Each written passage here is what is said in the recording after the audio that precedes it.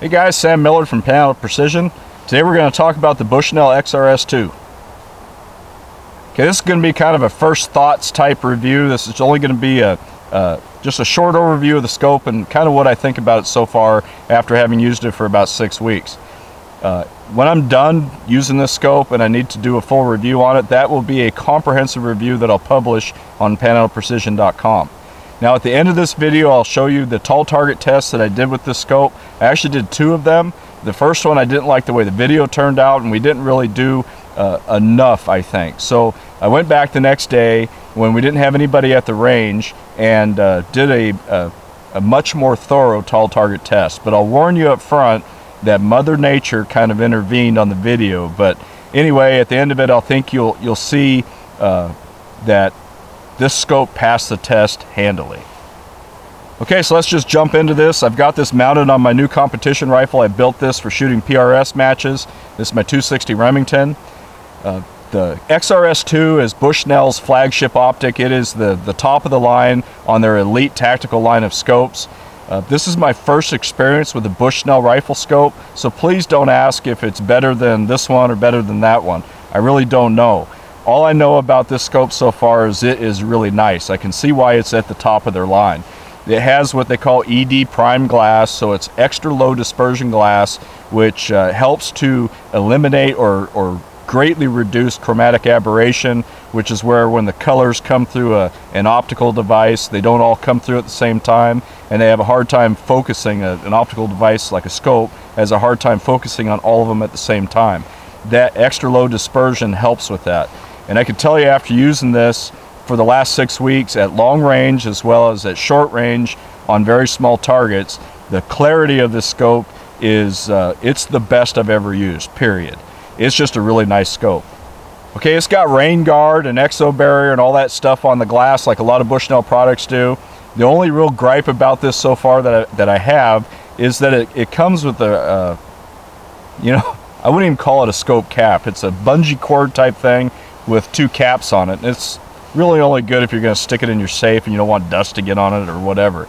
I put these Tenebrex caps on here just because I have a lot of experience with them now and I really like them, and they do a very good job at protecting the glass. So these I put on here. I wish they came with the scope. I wish everybody gave them with scopes, but anyway, that's why they're there.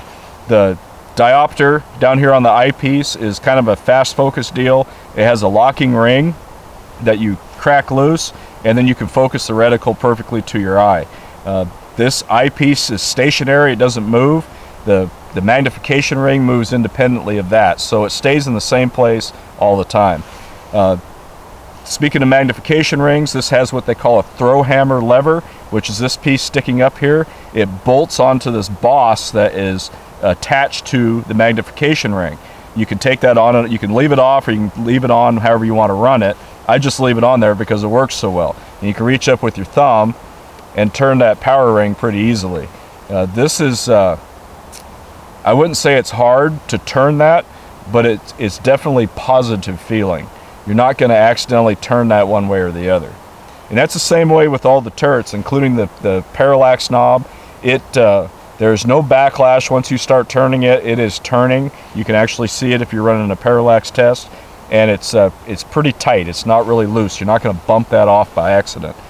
The turrets, the elevation turret is rated for 30 mils. This is a mil scope, so it has a mil-based reticle as well as mil turrets.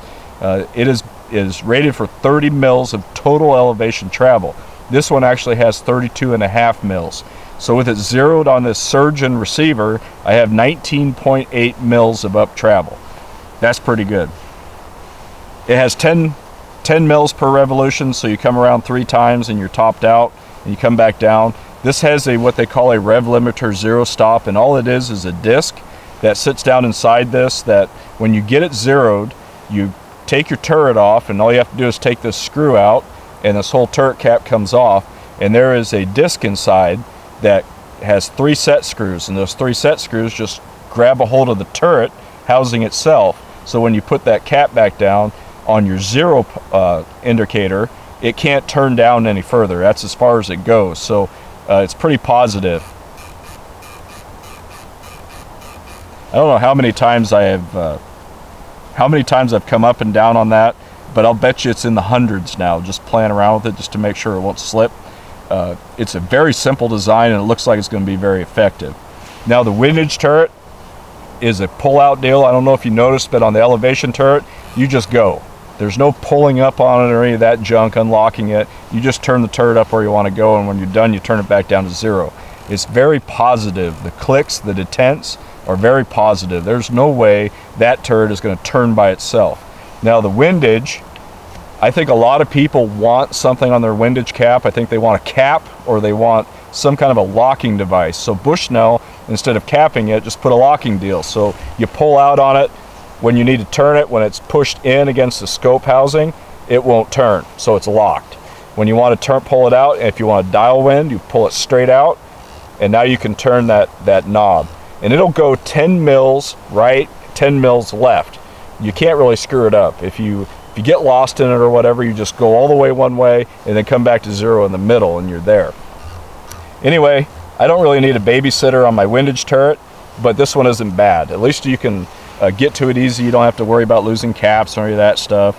It just works.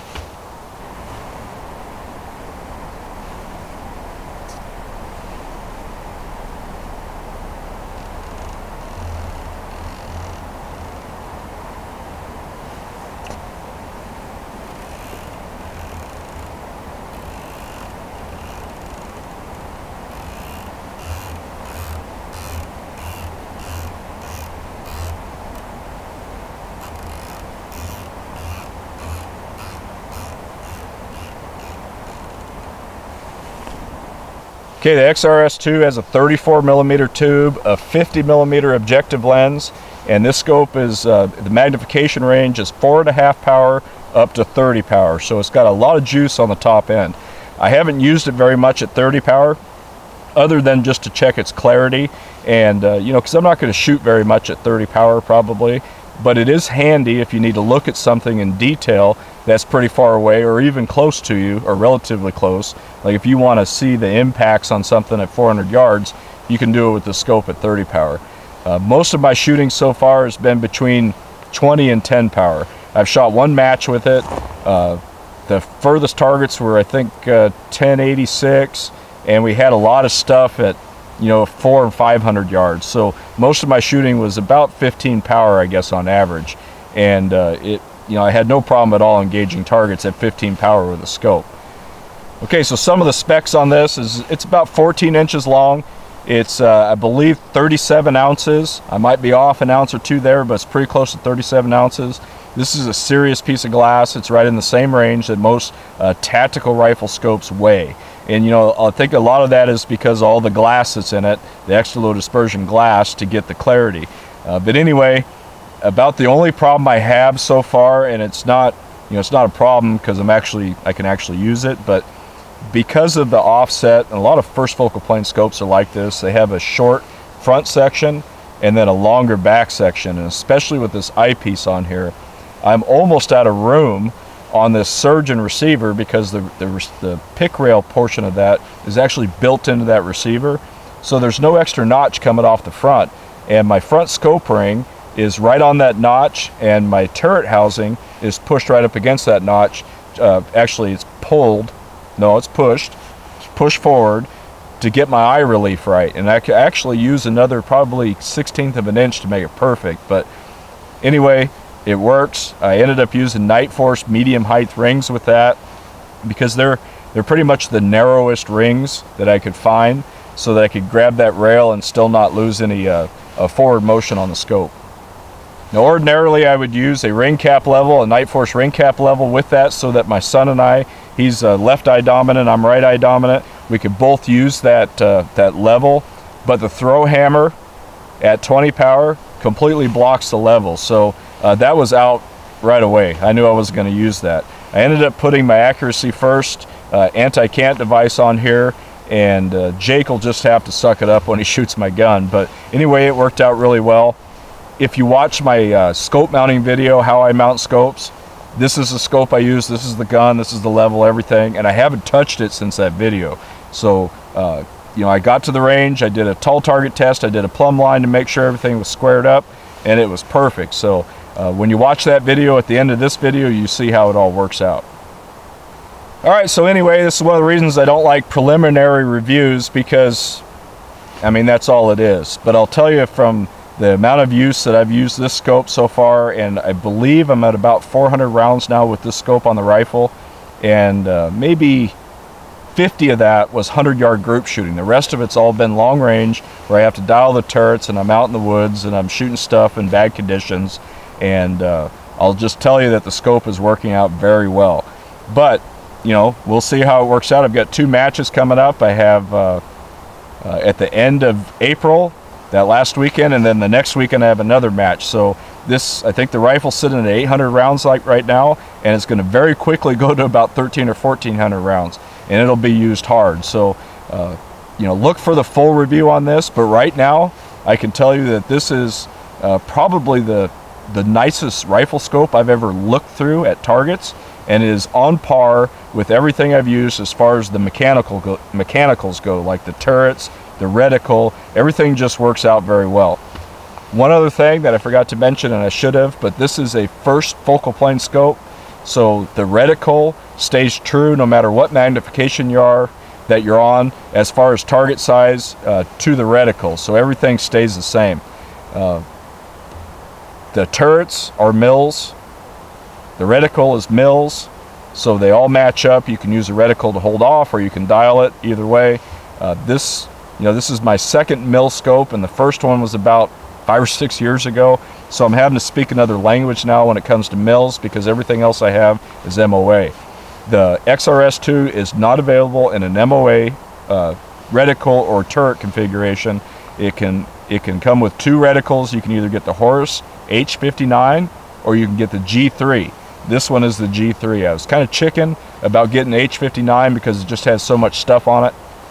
G3 is pretty simple. It's more like what I'm used to, and it still has somewhat of a Christmas tree at the bottom in case you get a stage where they say you can't dial your scope at all, you have to hold everything. You can do it with this scope. You can come up, I believe, 5 mils and over like 3 down at the bottom of this, so there's a lot of room to play with that. But anyway, look for the full review at the end of this. I'll have all the specs, I'll have all the little details that I picked up on it while I'm using this that I keep notes on, and I'll put as much detail into describing everything that's on the scope. Anyway, thanks for watching. Be sure to stick around for that tall target test. We'll see you in the next video.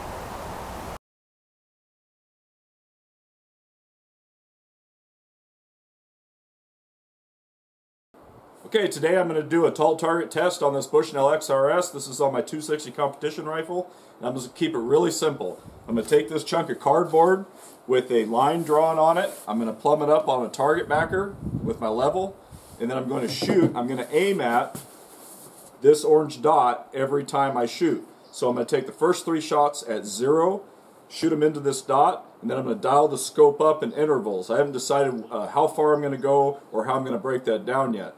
But every interval that I dial up, I'll shoot another 3-shot group. And at the end of that, I'll dial it back to 0 and shoot one last 3-shot group just to see if it returns to 0. So now remember, the entire time I'm going to use this as an aiming point.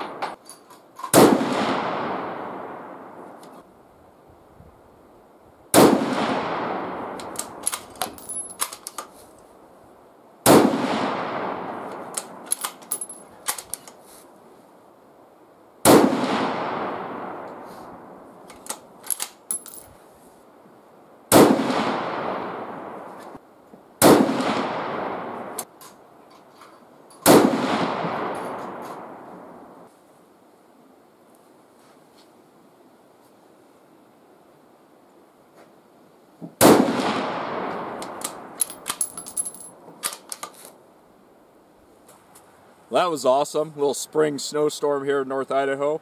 I'm sure none of the video is going to turn out of the actual impacts except for that 0 one probably. But anyway, what I decided to do was run 5 shots into my 0, and then I went up 2.5 mils at a time.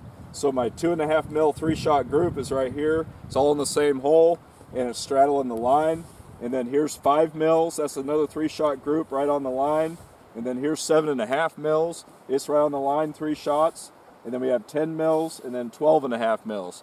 And anything past that, I would run out of cardboard. 12.5 mils is a pretty good shot.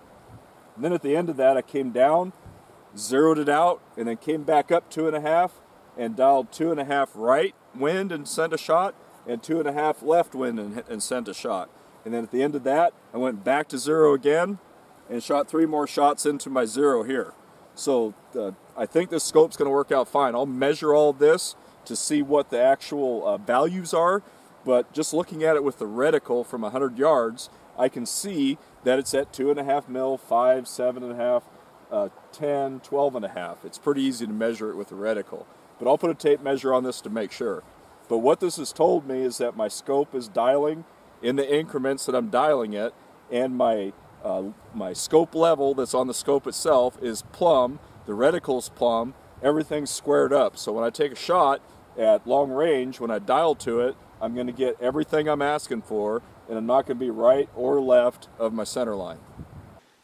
Alright, we can see Mother Nature wasn't very cooperative on that day. Normally I would do that test at my house, and I'd be able to run a camera right up against the target, and I could take my time throughout the day, and if the weather goes bad, you know, I can just come out and do it again. But I still have a bunch of snow, or at the time I still had a bunch of snow, so I couldn't really shoot low enough that I could get the full travel of that 12.5 mils. So I did it all at a public range, so it was kind of at the whim of everybody else there. But anyway, the tall target test worked out fine. The scope passed it. The XRS II is solid up to 12.5 mils, which is a pretty good shot for a 260 Remington. You know, furthermore, since that tall target test, I've shot the rifle out to 1,100 and some yards and gotten first round hits with it. So, you know, that's really what it's all about. The tall target test is just there to tell us that, hey, the scope is tracking how it should, and my scope level is plumbed up with the reticle and the turret, so everything's working fine. Anyway, that was the end of this you know, kind of preliminary review of the XRS II. I really like the scope. I'm going to use it pretty hard for about the next month or 6 weeks probably before I do a full written review on that, and that will be published at panelprecision.com. Anyway, thanks for watching, and we'll see you next time.